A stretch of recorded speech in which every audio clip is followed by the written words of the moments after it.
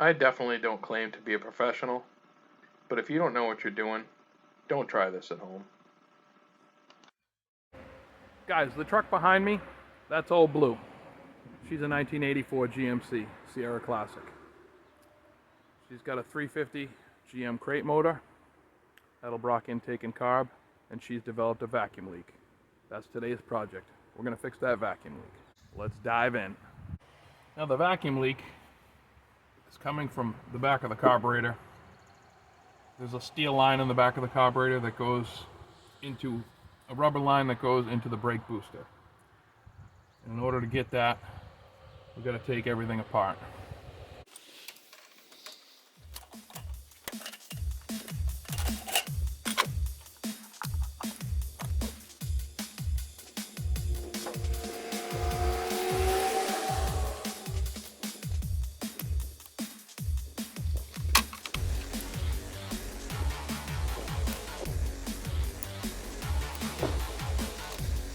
These little clips are a pain in the butt.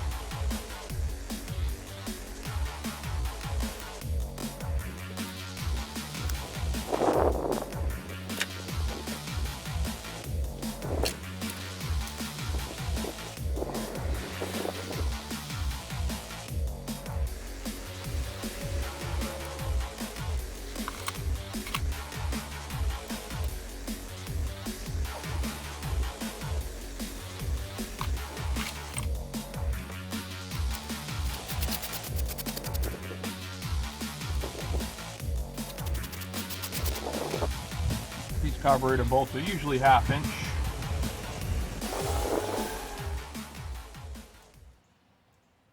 Still kind of waiting for springtime to show up. It's not exactly warm out here yet.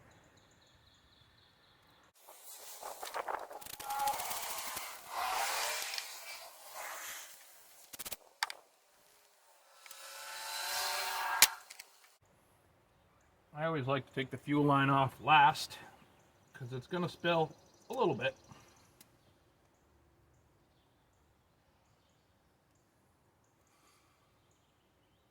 Sometimes it'll spill a lot. All right, let me get you guys in close.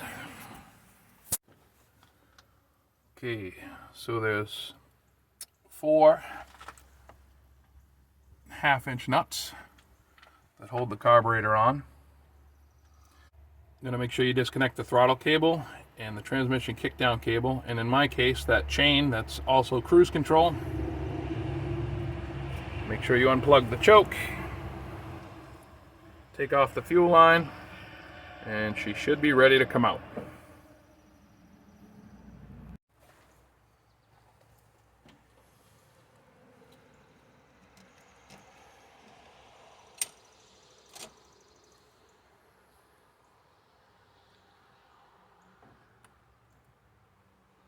You want to be extremely careful not to drop anything in the intake. I like to take a rag or a towel and cover it up. You can use masking tape. Make sure nothing gets down in there. If something does get down in there, pretty much going to suck it into the engine and blow it up. So don't do that. As you can see, I did lay a towel over the intake. This hose right here is the culprit of the vacuum leak. I gotta take it off the brake booster, and then I'll bring you over to the carburetor and show that.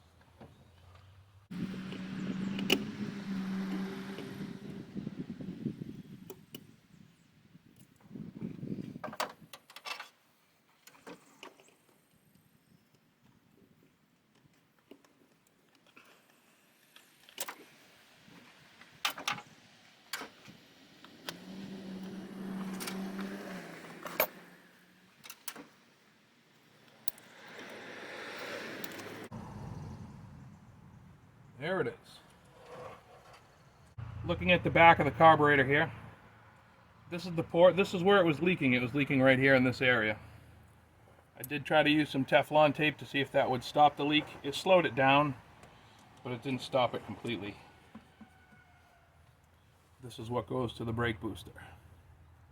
So we're going to replace this with a 90-degree barb fitting, and we're going to go rubber hose all the way up into the brake booster. Should solve the problem.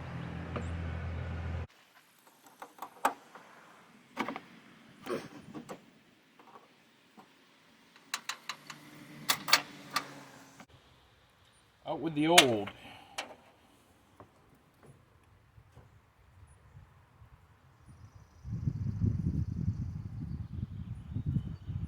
Oh yeah, I was worried that this was going to hit, but it looks like it's going to go in there just fine. Put some Teflon tape on the threads, spin it in there.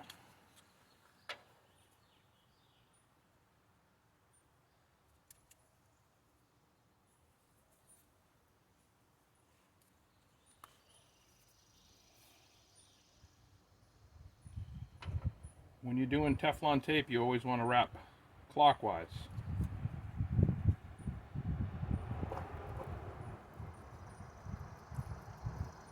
You want to wrap clockwise because as you spin this in, you don't want the thread to unwind and bunch up.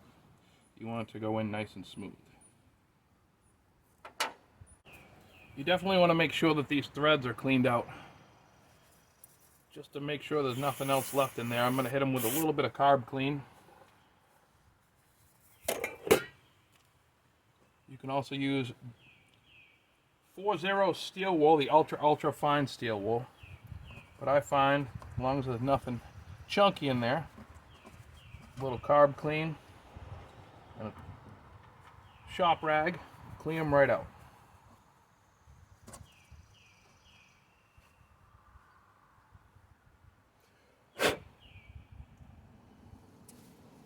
Good enough for where we're going.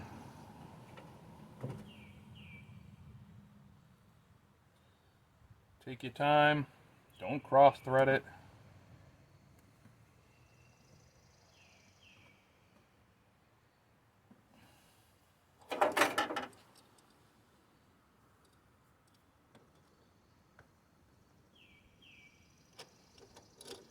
We need this pointing this way, slightly up, if I'm not mistaken. That should take care of it. Before I reinstall this, I'm going to put the hose on it and put a clamp on it back there. That way when we get it in place, we can route it where we need to route it. Got the line secured, got a clamp on there. The only thing is this nut that has to go down behind there. That might cause a little bit of an aggravation getting it started and getting it tightened. But we're going to find out.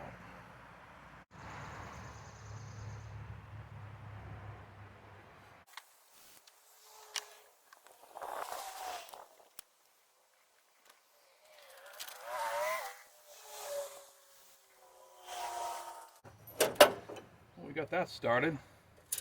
That's good.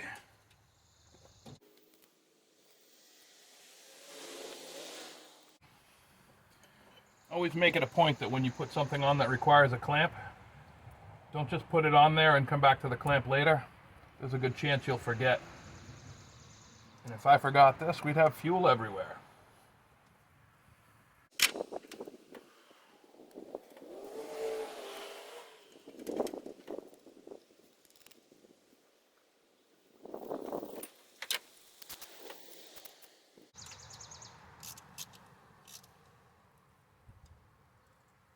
When something has 4 fasteners or bolts holding it in, I like to do a cross pattern. As far as the tightening sequence, you get all kinds of different arguments on this. Some people say it's not necessary. It's just how I like to do it.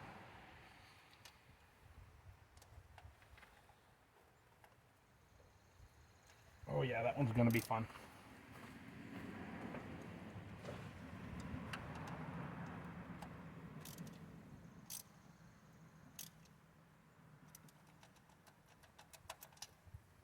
Got it.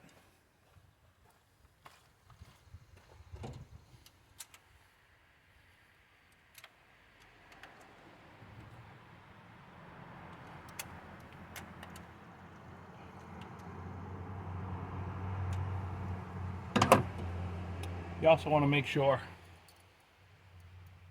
you don't forget the throttle return spring. I'm not saying I speak from experience with that, but that'll be a big issue if you forget it.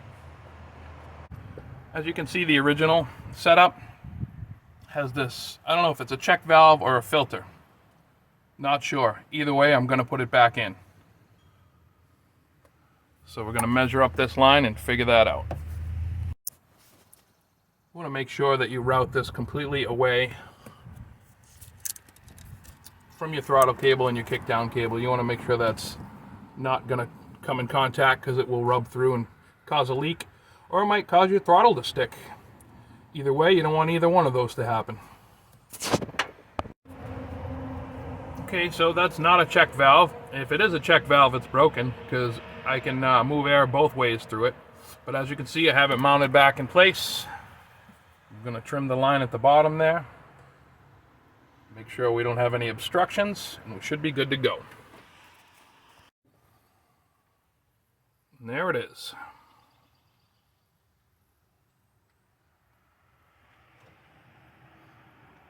Now we got to finish hooking up the throttle cables and all the other stuff and fire it up.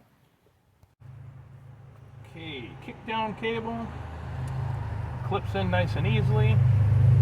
Got the throttle cable in place. Try not to drop the clip.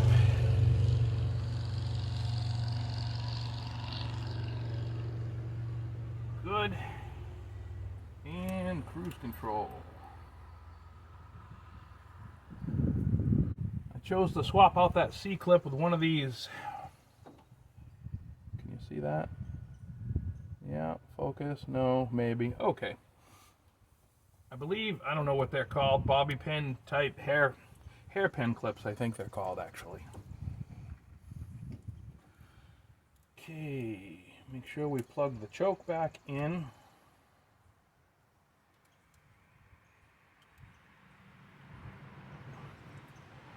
Throttle return spring, double check everything, make sure everything's connected. A few lines are tight. Excellent. Let's check it out.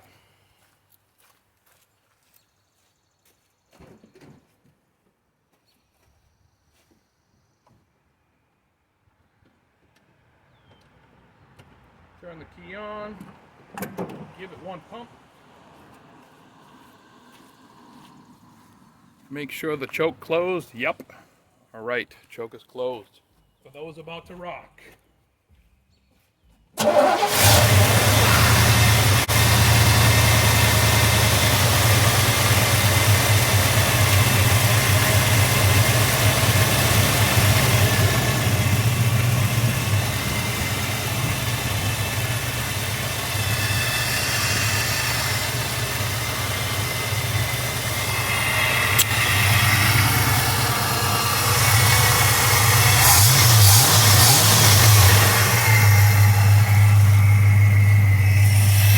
Like it.